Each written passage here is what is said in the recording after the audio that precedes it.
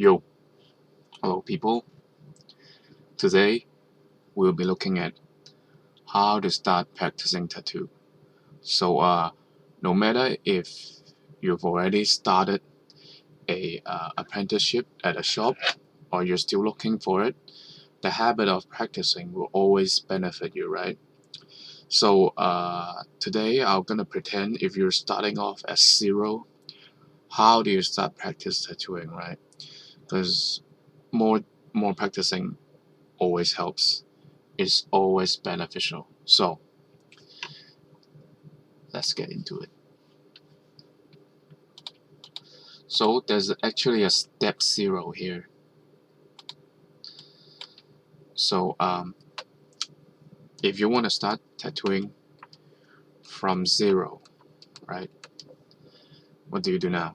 So number zero, get a machine online. So it doesn't matter what quality you get it from, because you're not gonna use it on people. You should make the mental preparation, right? For the first 2 years, 1 to 2 years, you'll probably be working on fake skin or pig skin, right? So there's actually two kinds of mainstream machines. It's Coil and rotary. Rotary works on a motor inside, right, to spin the needle up and down, right? As for coil, it uses a magnetic system, right, to switch on and off, right, on a circuit to achieve that puncturing style. So they're quite different. I'll say if you're starting from nothing, rotary is more easy, more geared towards all-roundness of styles, and coil is more geared towards traditional stuff because it tends to do better lines, thicker lines for coil machines. So the needles they use are pretty different. So this is a rotary cartridge, right? So it's from a small packet, and the needle goes with it. It's more easy to handle, right? As for a rotary machine, you use needles like the typical long ones when you imagine a tattoo shop use, right? Alright, just give you a rough idea of what does the needle looks like. So for coil, it looks like this, right? A long one. So uh, this is a uh, how do you, this is a more a little bit skipped guide because I assume everyone has common sense, so I won't talk about those stuff too much. And if there's a request, of course, I'll do it more. So I assume you pick your machine, right? Rotary or coil doesn't matter because you're not working on people anyway. So if you've graduated and you work on people, I'll say you get a qualified machine, right? But for starters, for practice, it doesn't matter, right? So after you get your machine, now what? Now what? So get fake or pig skin. So one very important thing is both pig skin and fake skin, aka plastic, is much harder than actual human skin. If you use the same pressure on people, you're in serious trouble, right? You're gonna injure them pretty badly. So remember that. If you're working on actual people, you need to adjust it. But as for practice sake, they're the best thing in line, second to real human skin, right? Also, you need to stretch human skin to achieve a good surface to work on, right? That one is also lacking. So you could emulate that. I suggest stretching your own skin, right? To make a good surface of it. That's the gist of it. Stretching is just make a good surface to work on, right? So that out of the way. For fake skin, plastic, you could get it online, right? Online shop. And for pig skin, work with your local meat store guy, right? I got a guy near the butcher shop, right? So I'll go and they're really cheap. Just tell them, hey, keep some for me, right? And shave it because pigs are a very hairy animal and you don't want hair on it. It's pretty hard to work with, right? So you get your skin, your fake skin, your plastic. What do you work on it? What do you actually draw on it, right? So this stage, the main learning points are get familiar with your machine because holding the machine is also needs time to adjust, right? I hold it for a few different poses. I think at first I hold it like this, and then I do it like a pen, and then I actually settle like this now. So I actually hold it like this now.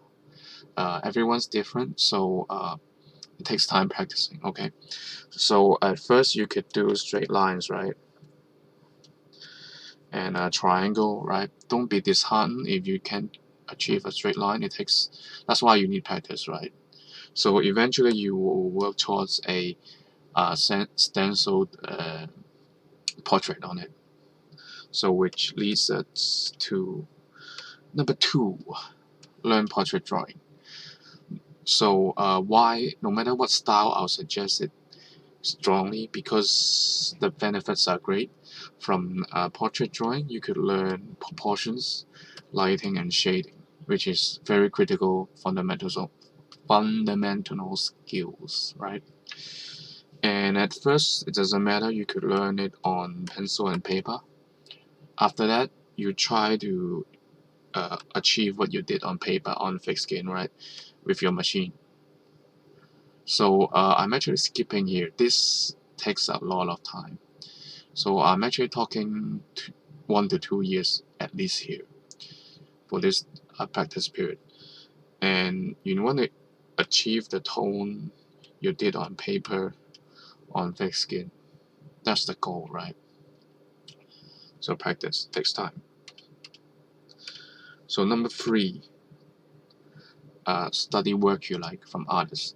So open up a file on your PC, computer, whatever, Mac, and then when you see cool stuff, right, just save it from the internet and ask yourself the question: how did they do it? How did they achieve it, right? So and then do a study of it. As of study, I mean just copying the work as much as you can, right? So copying has a bad rep, but like back in Renaissance, right, people already, if you're studying art through a master, you're already copying his work over and over for years to get good, right?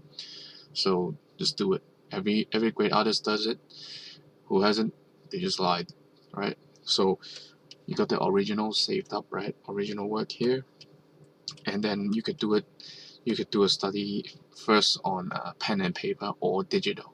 It doesn't matter. If you're drawing on a tablet, on Photoshop, same thing. And then you could transfer it to fake skin. So what I suggest the workflow would be actually emulating a real tattooing process, right? So you got the original here, number 1, right? And then you work on the stencil. This is actually you studying could be a stencil creation, right? So you could print it out, right? You could print it after you finish the pen and paper or digital, right? You could photocopy it, right? And then you could make a stencil and transfer it onto the fake skin and do your practice on the fake skin, right?